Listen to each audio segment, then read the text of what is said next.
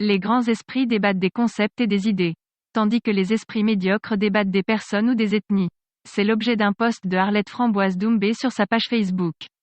La suite, dans un instant. Abonnez-vous en activant la cloche de notification pour recevoir la primeur de nos futures publications.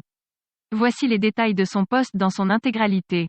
En novembre ou décembre 2019, j'expliquais dans un post pourquoi j'ai utilisé cette photo de profil qui circule sur la toile et qui n'est pas la mienne mais celle d'une artiste. J'invoquais alors entre autres raisons, des raisons liées à ma sécurité. Je dis bien entre autres.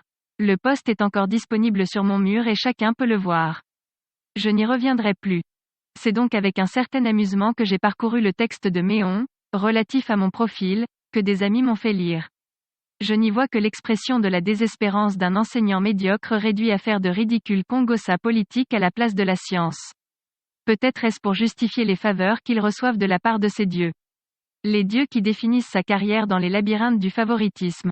Si Méon brandit donc mon ancienne photo de profil comme une découverte, c'est sans doute parce qu'il n'a rien d'un homme science.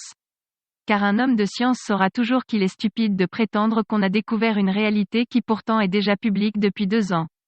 Je préviens le pauvre Mathias Erikowonaguini que ce ne sont pas ces élucubrations sur mon profil qui peuvent me déstabiliser.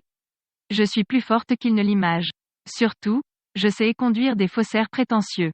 Je sais par ailleurs qu'il essaie désespérément de s'attaquer à ma personne parce qu'il n'a pas la capacité de s'attaquer à mes idées. Ces attaques répétées sur ma personne ne sont donc que des actes désespérés d'un faible qui croit pouvoir m'atteindre par ce lâche procédé. Je parle du faiblard, complexé qui a trouvé refuge dans le délire du pédantisme et qui croit naïvement que c'est cela avoir de la hauteur intellectuelle. Je parle de cet extrémiste anti-anglophone dont l'irresponsabilité a fermenté la haine anti-anglophone sur les réseaux sociaux. Je parle de ce vieillard inconséquent parachuté vice-recteur. Pour moi, en tant que sujet politique, Mathias Erikowonaguini n'est pas intéressant. Son discours c'est ce qu'il y a de mieux pour désigner la misère morale et l'insignifiance politique.